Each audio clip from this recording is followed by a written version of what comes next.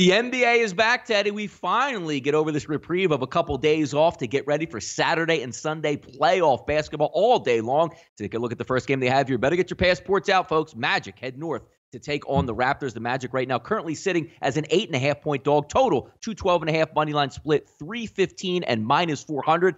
5 o'clock is going to take place at Scotiabank Center in the Toronto. The Magic, Teddy, 44 and 35 against the number in all lined games. 29 and 22 as a dog. 22 and 18 on the road. The Raptors, 38 and 42 overall in the season against the number. 29 and 36 as a favorite, and only 18 and 22 in all home games this year. Sure, and if you just look at these two teams, say, since the beginning of February, make a case that this line's way out of whack because Orlando, 21 and 9 since February 1st.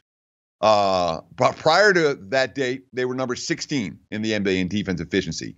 Since that day, they are number 1 in defensive efficiency, allowing just 105 points per 100 possessions. So Orlando's season-long numbers aren't telling us about what the Magic have done over the last 30 games. They've been elite during that span. Maybe not top elite, but they've been a really good team. All that being said, do you throw all that out because this is the postseason? Maybe. Orlando hasn't been there. Toronto has. Now, recent editions of the Raptors have been woeful in round one. Certainly, when you talk about laying points with Toronto at home, it's been a bad bet. Was a bad bet throughout the Dwayne Casey era in the postseason. It's not the Dwayne Casey era anymore. Now it's the Nick Nurse era.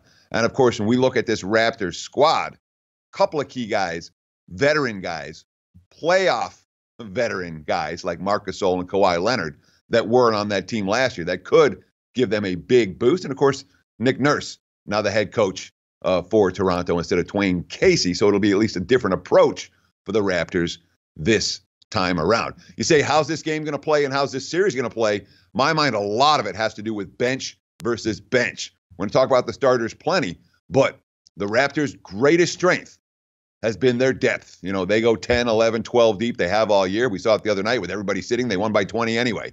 That's Toronto. Orlando's bench has been really good down the stretch. They've been a huge part of their extended run of success post All-Star break. The winner of the bench likely to have, the bench battle, likely to have good measure of success in this series. Should be a fun one. And again, not a series that is going to attract the casual fan at all. For the NBA fan, for the real fan, this series has got a lot to offer. I'm looking forward to watching Raptors and Magic, both game one and moving forward. I think it'll be a very interesting and potentially competitive series. Teddy, if I was a monster truck show announcer, I would say for this one, Sunday.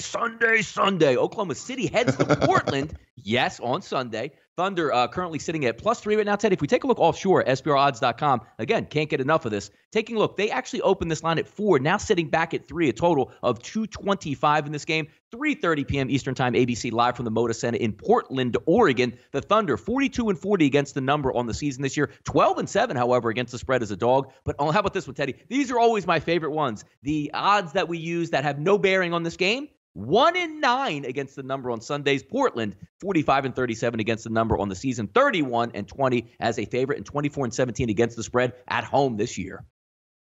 So playoff history matters. I just talked a moment ago about the Raptors and their struggles in game ones, their struggles as home favorites in the postseason, although that's potentially a different era with the new head coach and new stars on that team. For Portland, it's the same head coach and the same stars. They got swept out of the first round last year. They were favored against New Orleans. They had the first 2 games at home, lost them both.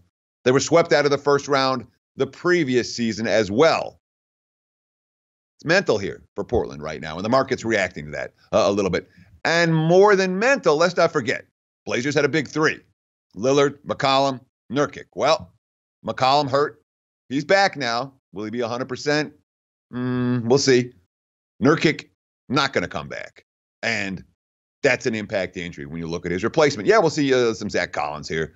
We're also going to see plenty of Enes Kanter in this ballgame. And that's a problem for Portland against OKC, because the one thing Kanter does not do, play low post defense. One thing the Thunder love to do with some guy named Westbrook at the point is to penetrate and force low post defenders to make plays, which Kanter can't do. So that is a legitimate matchup edge for the road team. A very rare situation in this series where you have the home team favored in game one, but the road team favored for the series. You don't see that a whole lot in any series. You don't see it in MLB, NHL, or NBA, but the markets are saying OKC's the better squad. Steven Adams had plenty of success against Cantor and matched up against Cantor when those two guys were stash brothers back in the day. But I can understand why the money's coming on OKC. Portland, for me, you better show me before I bet you, because this team has been a money burner in recent postseasons, and the core of that squad is still exactly what it was. Teddy, I want to take a quick look at this since we have a little bit of time here on the NBA. When we take a look in the past, it's not like, college football or even March Madness as we take a look at anybody can have an off game and you can knock the higher seeded team out and move forward. When you take a look at the NBA, the 7-game series, usually the talent does win out. In the Eastern Conference, to me, it looks pretty clear that the higher seeds probably are going to win these games, win the actual series. But taking a look out west, if there was one series, I know we just prefaced the last one we had here, is there one that you might see an upset, whether it be the Jazz over the Rockets, Oklahoma City, as we just talked, versus the Portland Trailblazers, Clippers, Warriors, or Spurs, Nuggets? If you had to pick one series that you would give an upset seeding-wise, which one would it be out west? Oh, it would be OKC over Portland. I mean, Portland, the Thunder are favored for the series, which tells you all you need to know. And the Blazers don't have that postseason track record, and they're missing their low-post stud. So that's the one that stands out. But, of course, I'm taking the favorite, which doesn't, I don't know if that counts. The other one I would look at maybe would be Denver. Getting upset by San Antonio. I do think the Spurs are capable of giving the Nuggets a real series. And one thing that is definitely different for the NBA playoffs, when you compare that to the NHL, the NFL, college football, MLB, wherever you want to go, the class always wins in the NBA. And teams don't go on championship runs when they haven't been in the postseason before. So you don't see the teams coming out of nowhere in baseball, in the NBA, the way sometimes they do in MLB or NFL, where a team just gets hot at the right time. That doesn't happen in basketball. So I'm not looking at these series.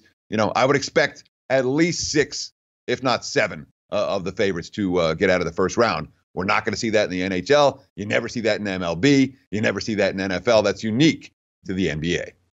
Yep, long grind of the NBA playoffs will be right here at sportsbookreview.com on that betting show. We'll be able to preview it all the way through, Teddy. It's going to seem like, 2 months. It's going to seem like 2 years with how many games we're going to be able to go over. But it should be a lot of fun to cover. We're going to head out, take a look at a little bit of baseball, Teddy.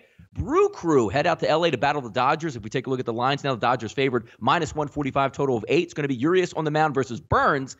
Taking a look at those ERAs doesn't look like a great matchup overall. But let's take a look at the bats in these games, Teddy. Milwaukee. The Dodgers, 385 versus right-handed hitters as they weighted on base average. And then if we take a look at the Dodgers going up with Urias as a lefty, the Milwaukee Brewers, Teddy, a 436 weighted on base average early in the season versus lefties. Should be a good one out in L.A. tonight. Yeah, it really should. Worth noting, though, you said the Brewers are traveling to L.A. They were already in L.A. They played the Angels and got yesterday off and got to hang out. Look, they had to get on a bus, Teddy. They got on a bus, all right? Yeah, that is true. Yeah. They had to go from Chavez Anaheim down to LA. Yeah, exactly.